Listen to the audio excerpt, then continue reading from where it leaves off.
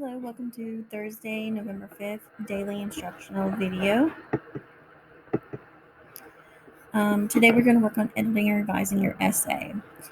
Before you do that, go to your Google Classroom and click on the Google form and do this grammar warm-up. You are taking these two sentences and you're rewriting them and making them error-free. There are a total of 12 mistakes in the warm-up. So let's see how well you can do. Pause the video and go do your warm-up.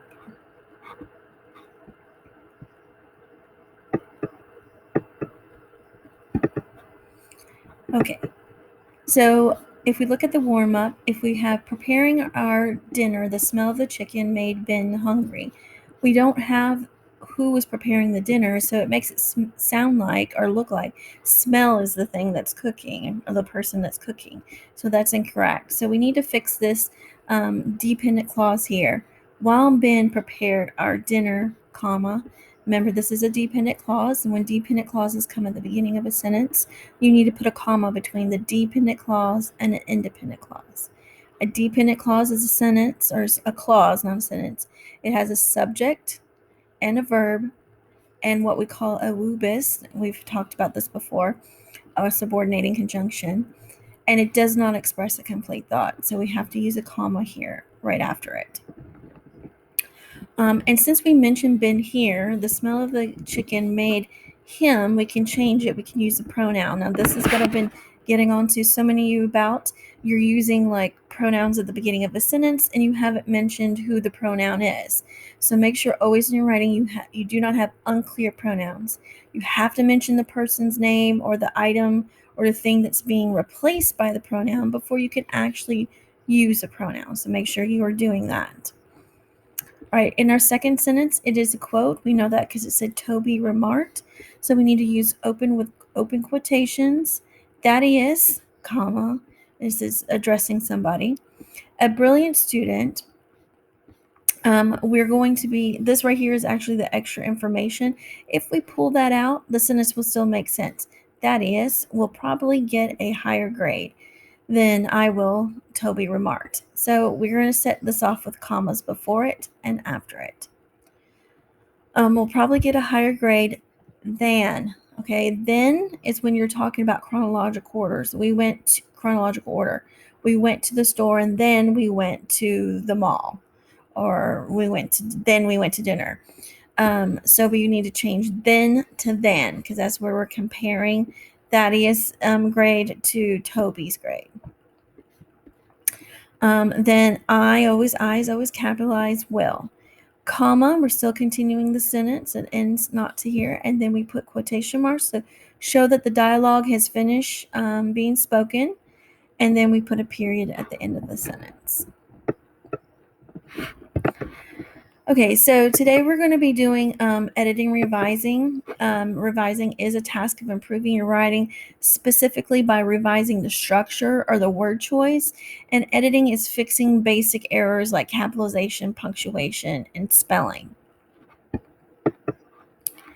So for you as remote learners, in Google Classroom, there is a checklist for you to look at. What I want you to do is go through the checklist and and go through your essay and check on things. I'm going to show you what that handout looks like.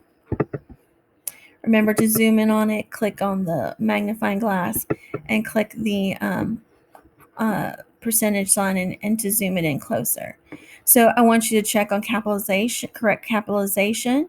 Make sure if you use a title of a speech like Martin Luther King, make sure you've capitalized the title of the name.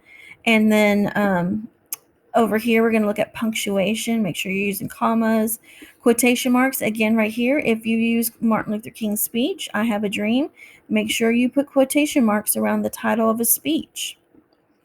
If you used a movie, a novel, a magazine, newspaper, any of these things, you would, since you're typing, you would need to italicize those. If you're handwriting, you would underline. Check for any kind of grammatical errors. If you have the benefit of having a word processor, such as this document, Google Slides, Google Docs, all that will tell you if you misspelled a word by underlining it red. So if you see underlined red, please correct your spelling. There's no reason for you to have misspelled words. Make sure all your sentences are, when we're looking at revising, that they're all complete thoughts. Make sure there's no run-ons and that your sentences are varied. If you see and you need to almost read your essay out loud, because if you hear you've done several simple sentences in a row, it will make your writing sound very choppy. You need to go back and vary that. Something else I want you to do is make a list of the first word in every sentence. So just on a piece of paper or whatever, I don't have to see it, but you have to do it. You're going to make a list of the first word in each sentence. And if you see a word being repeated 3 or more times, you need to go back and then vary the beginning of your sentence. You're using that word too much at the beginning of a sentence. So make sure you go back and change that. Also, look for other words throughout your essay. If in your thesis statement you said something along the lines that words inspire change to motivate people to action, and you're saying motivate, motivate, motivate, motivate constantly through that paragraph or throughout your essay, you need to find other ways to say that by looking at synonyms or other ways, words and phrases that would replace motivate. So make sure your paper doesn't sound so repetitive. Another thing you need to do is underline your transitions in your essay. If you see that you do not have transitions, then you need to make sure you go back and include some transitions in your writing. There's a handout that I've given you before that has a list of transition words. Also, make sure you have no unclear pronouns. And don't just start don't just start saying he this, he that, and never mention that Martin Luther King is the one that you're addressing in your example. Make sure in your introductory paragraph that your thesis statement is the last sentence in your introduction. Make sure your body paragraph follows the structure of a topic sentence. I shouldn't see you go straight to detail. You must have a topic sentence. Concrete detail sentences. Remember, you will have 2 of these. Concrete detail, commentary, 1 commentary sentence. Closing sentence. So you should have at least 5 sentences in your body paragraph. And then make sure you have a conclusion with a linking sentence and the concluding sentence. And of course, make sure your introduction has a hook and bridge. So over here, this is what I want you to do. This is just an example. Like I said, I want you to go through the checklist here, see what are some of the things you can do to improve on your writing, and then tell me what you did. So I made the following